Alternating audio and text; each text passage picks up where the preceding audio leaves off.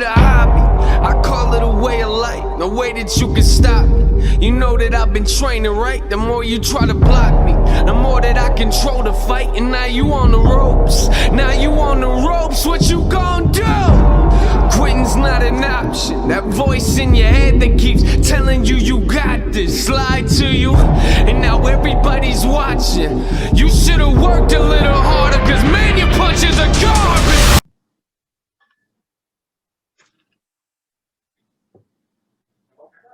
All right, welcome everybody to episode 6 of the Boxer Briefs podcast.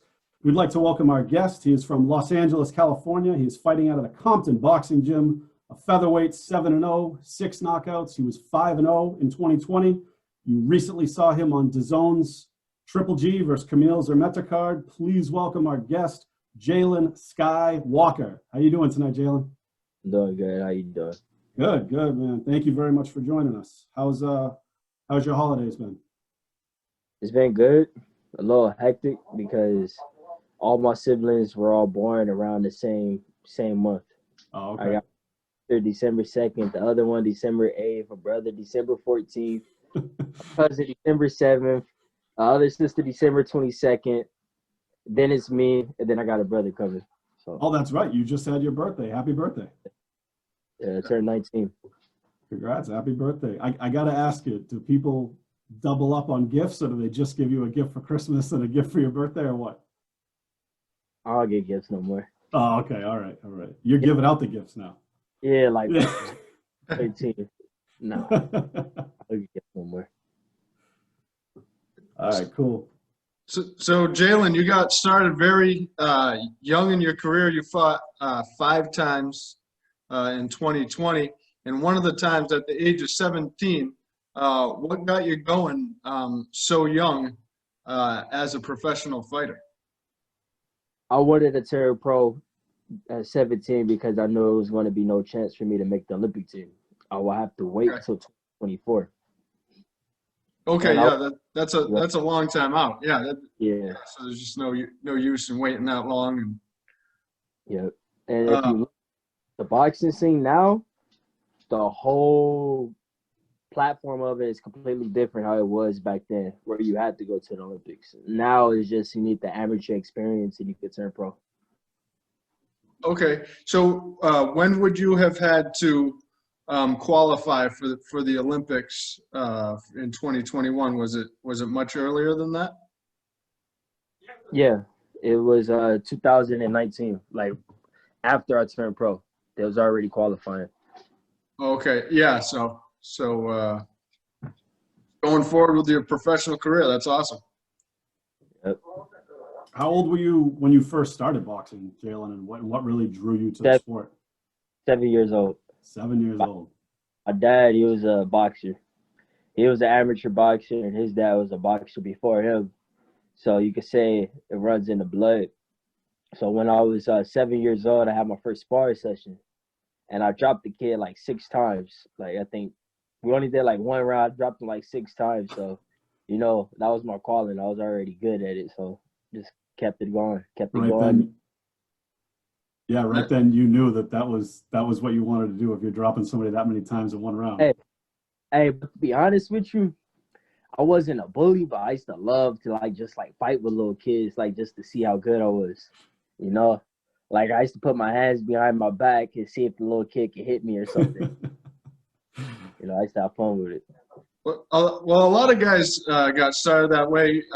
Like Triple G, for instance, his older brothers would have him basically walk down the street and say, "Hey, see that guy? He's 3-4 years older than you. You gotta fight this guy." And obviously, he'd get his butt kicked sometimes, but after a while, he started beating some of these older kids and really see what he's got. What was it like to fight on a big card like the Triple G Zermetakard? A dream come true. Absolutely. A dream come true. It's like a little kid watching the NBA games, and then one day he's in the NBA. It was crazy. It was crazy to see this guy Triple G in front of me before weigh-ins, dehydrated in his robe and stuff. It was just crazy to see people like that. To see Eddie Hearns, and that dude's massive. That's like a big dude.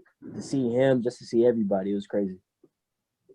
Yeah, Eddie Hearn, he's like 6'8", and I hear you. Yeah, looking at Triple G with his robe, I mean that guy is really just kind of like a beacon of the sport, and we've been following him for some time. You mentioned the NBA, and you have a nickname, probably the best nickname in boxing, in my opinion. Jalen SkyWalker. How did you get the nickname, and are you a Star Wars guy? I'm not a super huge fan of Star Wars, but I am a fan of it. I'm a fan of Anakin Skywalker. Nice. I'm a fan of how he was good and he went bad. That's what I'm a fan of. And yeah, that's just my nickname. My last name is Walker, so as a kid, people used to always joke around and say Skywalker, so it kind of stuck with me. Yeah. That's awesome. I got two nicknames, Jab and Jalen and Skywalker. Those two. Jab and Jalen Skywalker. I like it all as one. Yeah. Jab and Jalen as a little kid, but like as I got older, I kind of grew out of it. And one reason why I didn't want to have Jab and Jalen as one of my nicknames is, like, what if I'm in a fight and I ain't jabbing enough? They're going to be like, oh, he ain't jabbing Jalen that day. So I always thought myself. I like it. So with the Skywalker nickname, and you're a fan of Anakin, how he went good and then he went bad, could we see that type of, Sith turn with you? Could we see you become the villain at some point? Because right now you're a fan favorite. Could we see you go to the dark side? I don't think the dark side is but I can say the dark side is relying on a different emotion that other people use. Relying on dark emotions to get me through tough times. And that's what I did, like, since the amateurs and stuff, like taking second place in the Junior Olympics, big national tournaments. I used that dark side, that pain, to get me through it. Like, one of the first big nationals I lost when I was 14 in Dallas, Texas, Errol Spence was there, and you could see I had tears in my eyes, and he was telling me to use that pain, to recycle it, and never forget. Just the pain, the people thinking like they got the better of you, just use it and always remember it. And it helped me. Yeah, that's a pretty strong message he gave you. I'm sure that you obviously you have used it to your advantage, and I'm sure that that's something that'll stick with you forever, because obviously, big name in the sport and a strong message coming from him. That's a cool story. I like that. That's some great advice. That reminds me of like another basketball analogy, but like Jordan, all he would need to get himself going is somebody wouldn't say hi to him in warm up or something like that, and it's like, okay, it's on now. So you got that little bit of we used to call it like chalkboard stuff, just something to write down and keep in your mind and drive you. Hey, you have no idea how bad that stuck in my mind. Like, certain smells, certain weather will bring me back to that memory. It was like I had PTSD. It was crazy. Like, you'll have dreams of it. Like, when you work so hard for something and you let it go, it's like it's literally in your hands and like you can't grab it. It's like the worst feeling ever. It's like Absolutely. Kind of like you can't forgive yourself. And obviously, it's driving you to some great success now. So we're happy to be able to watch you succeed. Yeah, I mean, your most recent fight was your first one that went the full 6 rounds. What was that like for you? Because you've been knocking dudes out. You were 5-0 last year. 4 of them were knockouts. What was it like to go the full 6 rounds? Obviously, you were prepared. Obviously, you were in shape. But what was the feeling like to get your first decision win? Felt good. Yeah. It felt good not to worry about a knockout. It felt good to keep going. It felt like a fight. It felt like a sparring session where I could show like all my skills. But my next fight, I'm not going to go in there thinking about the knockout, because that fight I was thinking about it, and it kind of got me caught. It left me open. So the next fight, I'm just going to go in there and enjoy the fight. And if the knockout comes, it comes. But I'm not going to worry about it.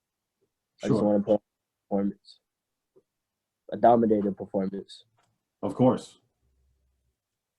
So obviously you proved that you have the knockout power, and then you have the power. You have the skill to be able to go to the distance and win with the cards. Now, Muhammad Ali had the Ali shuffle. I was wondering, Jalen, if you were thinking about bringing back the Walker Wiggle. The Walker Wiggle. What's that? You got to tell them what it is now. Yeah. So we had a guy out in Boston who played for the Celtics in the 90s. It was Antoine Walker. And he was a pretty skilled player, but he just liked to sit back and jack threes. and you know, he pull out the wiggle, man. If he gave a three in your face, he's wiggling all the way down the court. Show us the wiggle, Coles. Show it. He's like this, man. I can't do it too good. I think I'm hoping Jalen can bring it back because I certainly can't. Oh, man. It's been a long time since I've heard the Walker Wiggle. Walker Wiggle. Hey, is it on YouTube? Oh, Absolutely. Yeah. Oh, yeah. Oh, yeah. We'll send a link your way, Jalen, so you can take it in for sure. All right. I like it, man. So this was actually your first fight in the United States. What was it like, fighting on your home soil? Obviously, you couldn't have fans there in that capacity, but what was it like to finally get your first pro match in the U.S.? Dope. Finally, I could be at a hotel and understand what's like happening on TV. You know, like right now I'm trying to learn Spanish, but it's a little hard. But all fights in Mexico, everything was on Spanish. So like I'll turn the channel, it'll be Simpson, it'll be Spanish. Family Guy, Spanish. Everything it was Spanish. So it was like but it was good being back in the US. The fights in the US are the ones that really count. This is the ones that are going to help my career. So I was just happy and grateful to be here. Of course. What is it like? Because I can't even imagine. What's it like to fight in an arena that does not have fans in it, where it's just coaches, administrators, boxing, people that are representatives, I guess. What's it like not having the crowd there? Like a sparring session. Yeah. Like a sparring session, to be honest with you. Because when I got in there, it's like, damn, this is it. This is what's going to be on TV. Because it felt weird just like walking up on the ring and like not hearing nobody. So I really wasn't nervous at all. It was like a sparring session with no headgear. So you weren't nervous at all. Did you feel like you were able to concentrate a little bit better? I mean, because obviously, you fought in some major amateur tournaments where there's been big crowds. So you've seen that type of crowd before. So did you feel like without that level of noise, you were able to concentrate better?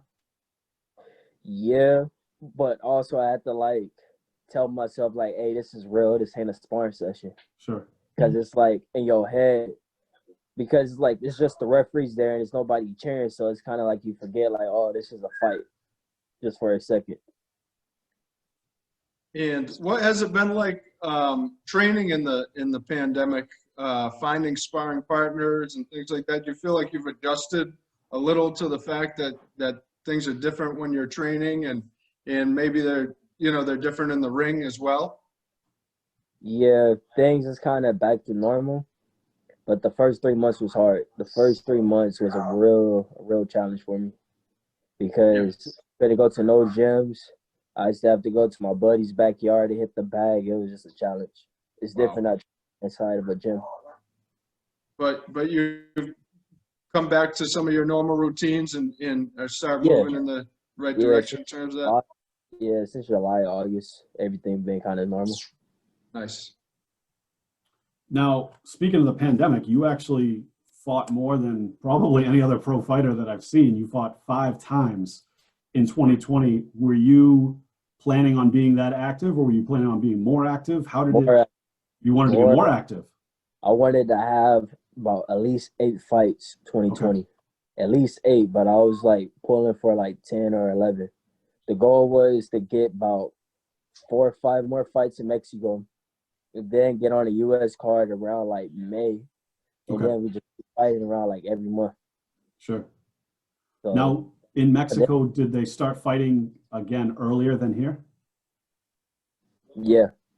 They did. Yeah, so I think they started before Top Rank had their own like fight festival. So Yeah. yeah, I think that was the Shakur Stevenson card back in, oh geez, that was probably what, June, Colin? Yeah. Around then? Yeah. I think like October. I think they started their own like fight thing like October or September. But you in Mexico, you were able to obviously stay more active. I know you wanted to have more fights, but you were able to stay more active because they were still putting on cards there. Yeah, Mexico. It depends who you fight. It depends who you get. The competition is like pretty much kind of like the competition out here. So it was just good being in the ring. Like some people complain about it, but it is what it is. Because the people out here, they're fighting the same level of competition that's out there. Yeah, I saw you got to fight outside too while you were down there. Yeah, that fight, it was hot. It looked hot. Yeah. It looked hot, and it was interesting because it was like between a bunch of buildings, like all around the ring. There was buildings. It was at the hotel I was staying at. So what was that like to fight outdoors in the heat? Sweaty. That's all I can say. Sweaty. Yeah. And speaking of hot, Snoop Dogg got on your Instagram, got on one of your videos, and dropped a comment like it was hot. Tell me about that. I don't think it was Snoop Dogg. It's Snap Dogg. It's another rapper. Oh, okay. Snap Dogg. My generation knows him, but I don't think y'all. Okay, man. Hey, we're not that old. We're not that old. We're still back in that '90s gangster rap over here. Nah, but hey, Snap Dogg legit. He has a huge following. Pretty cool dude. He's a boxing fan himself. He knows how to box. I've seen his videos and stuff. So yeah, he's a real cool dude. Solid. That was just cool for him to drop a comment on my stuff. That is cool. We're gonna have to look out for him, along with Snoop. Snap Dogg. Yeah, Look him up. Snap. He's a character. All right, for we sure. will, absolutely. Yep. So you're rocking the Gymshark shirt. Obviously, Gymshark is one of the most up-and-coming athletic apparel brands out there. You know, Ryan Garcia is on the team. They got you on the team. How were you able to get involved with them, and how has that helped your brand? Fortunately, one of their sponsors hit me up. They DM'd me around like June. Okay. They said, "Hey man, I like your content. Here's some gear. Send me your address. Here's some gear. Try it out. If it goes good, we could talk more." And I was just posting it. I was posting like 5 times a week, like consistent, more than everybody else. So they liked what they were seeing. They got in contact with my managers, and we got a deal going. It was just That's perfect. awesome. Yeah, no, that's awesome that they reached out to you. And you know, a lot of the guys we talk to, Instagram is your marketing right now. It's your brand. And if you're not in the social media game right now as a pro athlete, especially as a boxer, where you guys have to do so much of your own promoting, you're definitely going to be behind in the game. So obviously you've got a massive Instagram following. How has that helped your brand, and you know, how has it helped you grow? I would have been struggling if I didn't have that Instagram, if I didn't have people seeing the talent I got. Because in the early 2000s and before that, the 90s and the 80s, you had to go to the USA Nationals and get first place. You had to be on the Olympic team to be in these big fights. So my generation, like Devin Haney, Ryan, and other guys, were changing the game where it's our fan base and people want to see us fight. Guys that want nationals, I'm not saying they ain't good no more, but they're kind of falling off. A lot of guys, they want USA Nationals, but they're struggling in their pro fights, you know. So Sure. Massive. So Instagram has definitely given you that platform where you can show yourself, show your creative side. Like you said, it helped you get the Gymshark deal, and also it allows you to, you know, connect with your fans too. And people can learn more about you. That's only going to help grow your brand and grow your following. Everything is social media now. People, they don't even watch TV. People don't even look at commercials as much as they did. So everything is social media. It's a good thing and a bad thing.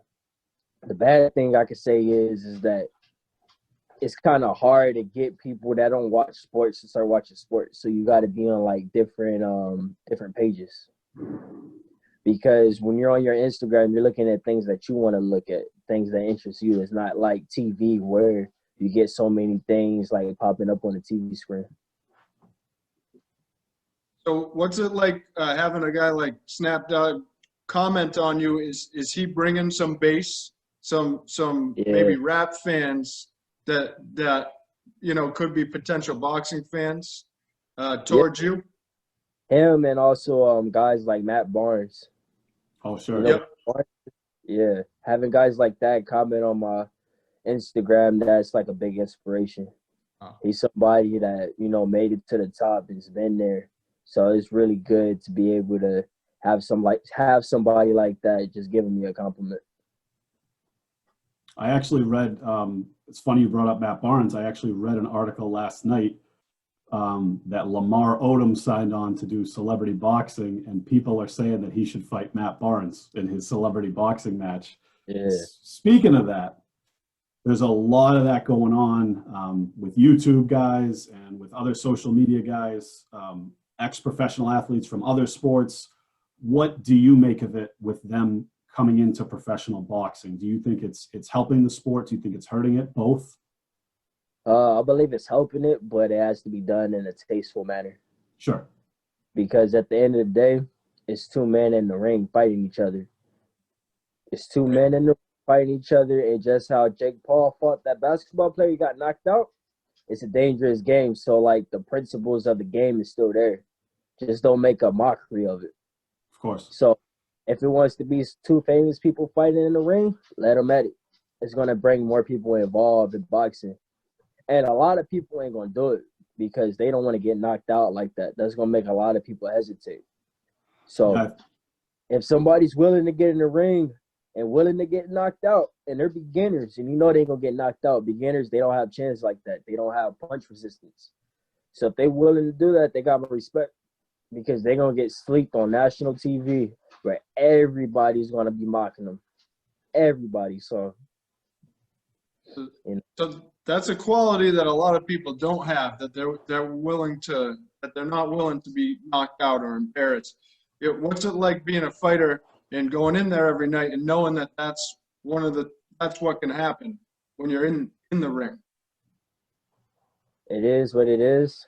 It's the life I chose. It's something I dealt with as like a little kid, that I just knew that boxing, getting beat up, is like one of the most embarrassing things you could do. And a lot of people, they don't really think about it, but it's literally having another man standing above you victorious. That's like the most, somebody dominating you, It's not like basketball when you lose. You're actually getting beat up and you can't do nothing about it. Right, yeah. It reminds me of that iconic Ali photo where he's standing there. Yep. And Sonny Liston is laid out, Yep. That how many people have seen that photo? That may be the most seen photo ever. Yeah. Putting your pride on the line, you putting your name on the line, you putting everything on the line. Everything's on the line. Absolutely, and you've been able to turn that into some success for you. So we're going to continue to watch you and watch you put it on the line, and hopefully it spurs you to some more success going forward. Yep. Yeah, it's the old adage, you don't play boxing, and people that don't, have never gotten in the ring don't always understand that. And obviously I'm not a professional boxer, Colin's not a professional boxer, but we've watched enough of it to know that you guys are doing this for yourselves, your family, and what has happened to people is, even people that have been doing it for a long time, it could only take 5 seconds and your career could be over. If people could get messed up, like these YouTube guys, they thinking they can hop in the ring and get in these with boxers. They ain't ready for it. Their face, their head is not they're not conditioned for it.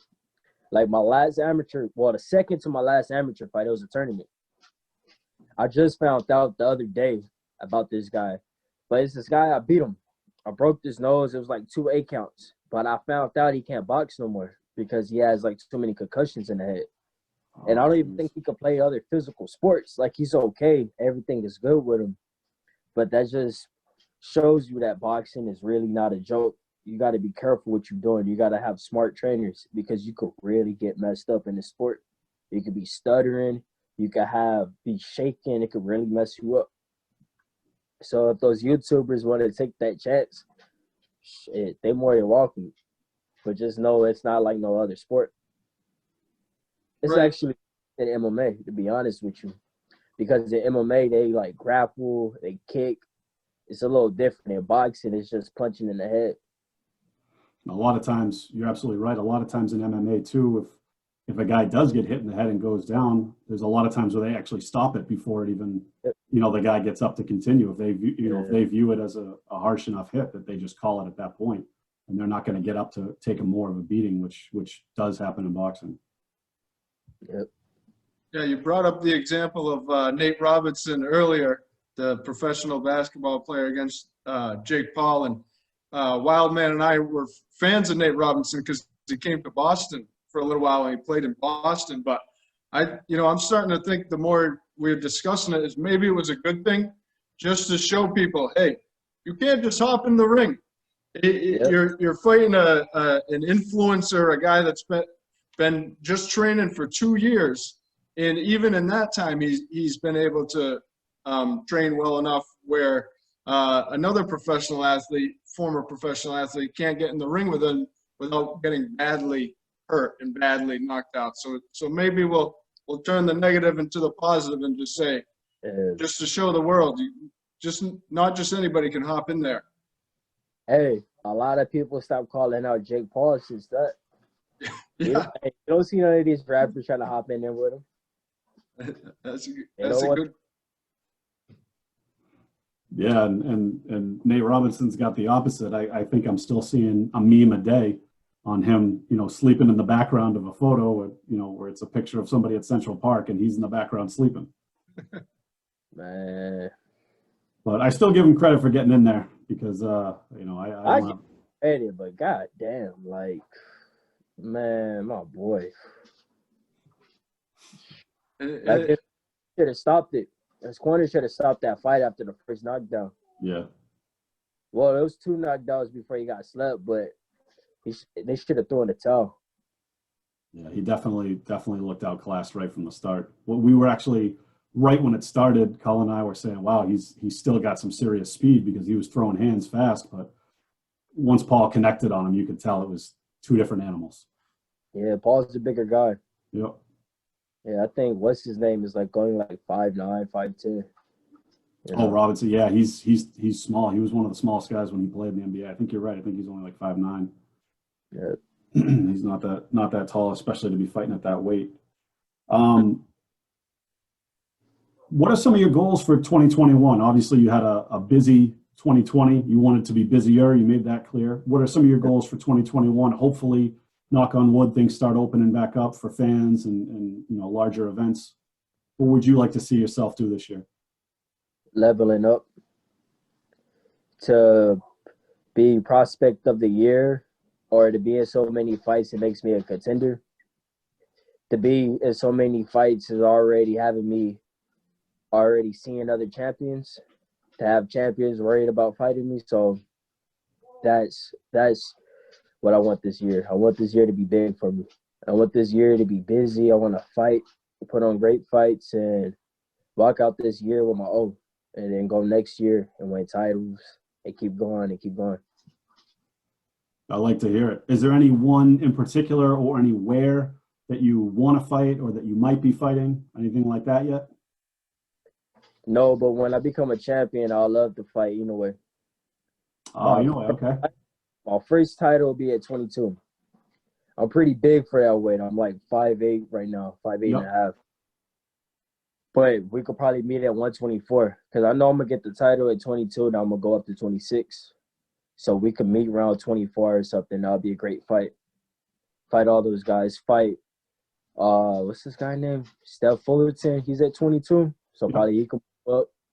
Fight all those guys. Become undisputed at featherweight at 126 or 130. One of those weight classes I want to become undisputed in. That would be awesome. I would love to watch you fight Inoue. I think that would be a great fight. I mean, he's been doing it for a few years now at that level, and you're next man up. I would absolutely love to see that. I think that would be a great fight. That would be a dope fight. Absolutely. Well, Let's do it. Hey, let's do it in Boston. Let's do it in Boston. Call up Eddie Hearn. He's got a lot of connections in Boston. Let's get it done up here. Hey, that fight would be on the East Coast. Yeah. Yeah. Yeah, most likely it'll be on the East Coast. If it's East Coast, we will be there. I can promise you that. Yeah. It'll be like New York, I think. Probably New York, Madison Square, something like that. That'd be a dream. That'd be awesome. Yeah. Also, I want to speak on is Teofimo Lopez beating Lomachenko. Yep. What did you think of that? Hey, I take my hats off to Lopez. I take my hat off to him because nobody thought he could win. He literally went up against somebody that people thought he reinvented boxing. Yeah. He literally beat somebody that everybody thought couldn't get beat. He showed that guy is a man and he could get beat like anyone else. So I was just proud that he did that. Yeah, Teofimo, I think one thing that surprised me in that fight, and I know he's an aggressive fighter. I would never say that he wasn't, but I was surprised by how aggressive and how confident he came out. And I think that's what set the tone so early in that fight, was that he didn't come out and try to wait to see what Lomachenko was going to do. He came out and said, "This is my fight. I'm owning it." Hey, he wasn't scared of his power. Yep. You know, when you have no fear, when you're not afraid to meet a man in the center of the ring, you can do a lot of things. A lot of people, they get beat before they actually enter the ring. Sure. That's the problem. So he came in there with no fear. He was calling out Lomachenko. He didn't want that power. He didn't want to get hit by Lopez. So he played it safe. He played it safe too late. He tried to catch up, and it was too late, and that's why he lost. What do you think next for, or who do you think is next for Lopez? Do you think he's going to stay at the current weight, or do you think he's going up? Maybe Devin Haney, maybe Gervonta Davis. He's going to move up. Yeah. He said he's got 2 fights max left at that weight before he moves up, because he's definitely big at that weight. Yeah, he's not that tall, but he's wide. He's stocky. Absolutely. I think I don't know if there's anyone in that division right now that's going to challenge him. I think a rematch with Lomachenko would be interesting, because I think Lomachenko would definitely have to have a different game plan this time. Hey, Lomachenko may beat him, because when Lomachenko turned up, Lopez, he had some answers. Don't get me wrong. He wasn't getting shut out, but it was hard. So it depends. If Lopez wanted to be like, man, y'all wouldn't have gave me a rematch, he could say no. So it don't matter. I already don't think he needs to give him a rematch, to be honest, because he was getting disrespected and think he was going to get blown out. So why give the other guy the chance? That's true. But you're absolutely right. It was almost a tale of 2 fights. You know, once Lomachenko, right around, 6th, 7th round is when he started to finally come forward a bit. And that totally changed the flow of the fight. A lot of interesting fights in that division. So, yeah, he certainly doesn't have to, take Lomachenko on. But we were enjoying watching Ryan Garcia the other week. He's another guy with a massive Instagram following. So it seems like SkyWalker, you're following in his shoes, which we're excited to see. Yep. Yeah, I used to spar with his little brother. Brother. We went to a couple tournaments together. Like, we shared hotel rooms and stuff. So you could kind of say that. It's very similar how we're both signed at Gymshark. We're both from Southern California. So, yeah. His last fight, he did pretty good. He showed people that he has heart. He still has things to work on, but it was a good performance nevertheless. Absolutely. And he got knocked down early on in that fight. What is it like? You spoke about using the dark side to motivate you. What is it like in a fight where you get knocked down and then have to get up and win that fight? I don't know. I've never been knocked down.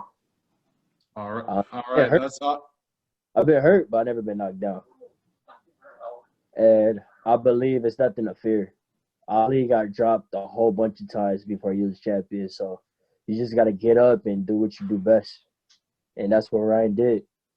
He has things to work on. I seen why he got caught. He was pulling out.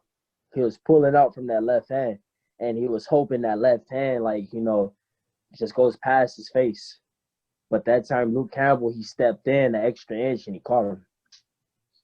With that reach. He had the good reach, Yeah, he Campbell. stepped in. But if Gervonta Davis hit him like that, that's gonna be a long night. He's not getting up. Yeah, but Not to finish the fight, anyways. the only thing that's on Ryan's side is his height. Yeah. His height and his speed. Because Ryan is 5'10", Gervonta Davis is like 5'4". Yeah. 5'4", 5'5". 5'5" at best. So that's a lot of reach to deal with. Absolutely. So who knows if he's going to be able to connect, from that additional reach. That's what will make it an interesting fight. And also Davis, if you see his past 2-3 fights, he doesn't like staying busy. He doesn't like action. He doesn't like when it's action and action because he gets tired. You could tell he has cardio issues. Like his last fight with Santa Cruz, he was winning. I don't think Santa Cruz was up on the scorecards, but Santa Cruz was in his ass. Santa Cruz was giving him a fight. And I just think if Ryan is someone who's taller and is going to give him a fight, it's going to be a long night. Agreed. Yes, certainly looking forward to that one for sure. Well, Jalen, we really appreciate your time tonight and coming on the show and talking boxing with us and telling us a lot about your career. Is there any point in the near future where we should expect some news in the coming weeks, months? I'll say in about 2 weeks, I should be expecting when I'm going to fight next. That's good to hear. Fight next 6 weeks. Oh, perfect. Well, we definitely look forward to that. Being able to watch that on TV. We will absolutely be watching you and cheering you on. Do you have any sponsors or charities? Anybody you want to shout out? Man, I just want to shout out my family. That's all I want to say. Shout out to my family. That's it. Shout out to Gymshark too, but shout out to my family. Of course. Number one fans. I like it. Well, again, Jalen, we really appreciate your time. Thank you so much for coming on, and we wish you nothing but the best in 2021 and beyond. We would love to have you back on sometime with a strap or 2 or 3 over your shoulder. Or 4. Or 4. Hey, why are we stopping there? He said undisputed. He said undisputed. He did. That's 4. Yeah. 4 plus the Ring magazine belt. The Ring belt. That's true. 5. That's true. Well, hey, we'll take them all. We might need to make you put your screen sideways, though, so you can fit them all on the screen. Yeah. Hey, you probably have to do it on a flat screen TV next time. Perfect. We'll Let's get do it this. all set up. But we will definitely send you the YouTube link to the Walker Wiggle. The Walker Wiggle. Yeah. If you choose not to do it, that's fine, but we at least want you to check it out. Hey, I'll check it out. All right. Jalen, it's been a pleasure, and may the force continue to be with you. Yep. Thank you, man. All right. Thank you, Jim. All right. Take care, man.